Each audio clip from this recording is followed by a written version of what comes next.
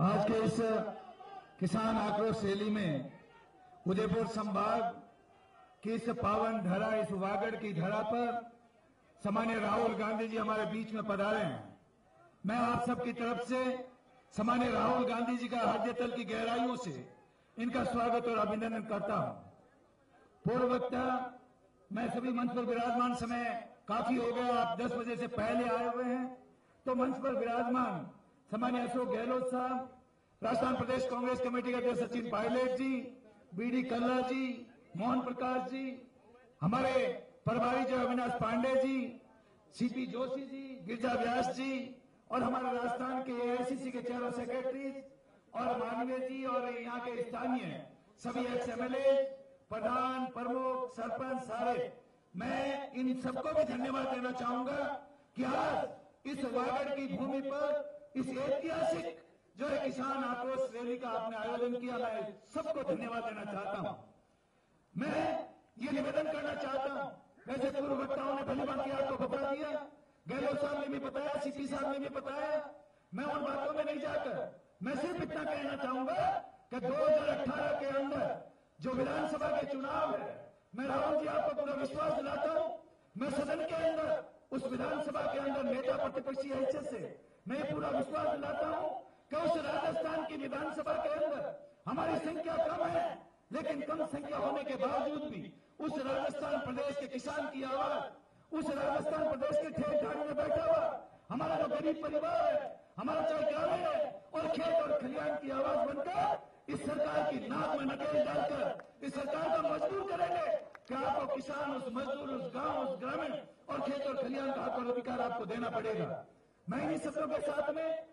राहुल जी बताएंगे किसान के बारे में। आज प्रदेश का किसान कितना दुखी है, प्रदेश का मजदूर कितना दुखी है, और सबसे बड़ी बात कि गांव का विकास ठप हो गया। कहीं तो राजस्थान में गांव का विकास नहीं लग रहा। माई बांध की बात हुई, यही जो कांग्रेस की देन, और परवन नदी की जो शिलान्यास किया गया वो भी आज अटका हुआ पड़ा है। और सबसे बड़ा इस इलाके का, वागड़ इलाके के जो आम लोगों का ड्रीम प्रोजेक्ट था, एक सपना था कि हमारे बांसवाड़ा से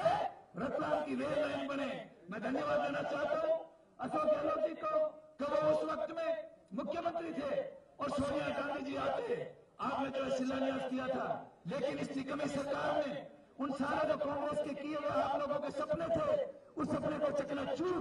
जो करने का इस बीजेपी सरकार ने किया। आपको पता होगा कि पीछे जो विधानसभा के चुनाव थे, उन विधानसभा चुनाव के अंदर यही जो बीजेपी के नेता उस राजस्थान की प्रजा के बीच में बैठकर और राजस्थान की प्रजा से वादे किए थे, एक झूठा संकल्प पत्र दिया था, एक घोषणा पत्र दिया था कि यदि राजस्थान की प्रजा हमें राजस्थान की सत्ता सौंपती है तो हम सत्ता में आने के बाद हम एक एक वादा निभाने का काम करेंगे। आज 3.5 पौने 4 साल हो गए, बड़े दुख से कहना पड़ता है कि कहां पर वो बातें गए, कहां इनका संकल्प पत्र गया और कहां इनका जो झूठा जो वादे गए। मैं आपको कहना चाहता हूं कि आने वाले 2018 के चुनाव में राहुल जी, मैं निवेदन करना चाहता हूं, विश्वास दिलाना चाह रहा हूं, आज प्रदेश की जनता, आम जनता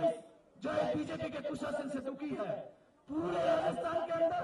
इन्होंने 3.5 साल, पौने 4 साल में अराजकता का माहौल पैदा करने का काम किया है। और इस वागड़ में जो हमारा आदिवासी इलाका है, इस आदिवासी इलाके में हम 2-3 दिन से घूम रहे हैं और हर किसान, मजदूर, गांव, खेत खलिहान दुखी है। मैं इसलिए निवेदन करना चाहता हूं कि आने वाला समय आपका है, राहुल जी आपको बताएंगे। मैं दोबारा आप सबकी तरफ से राहुल गांधी जी का बहुत ही हृदय तल की गहराइयों से इनका स्वागत और अभिनंदन करता हुआ चाहता हूं। धन्यवाद। जय कांग्रेस। आप सबको बहुत बहुत धन्यवाद।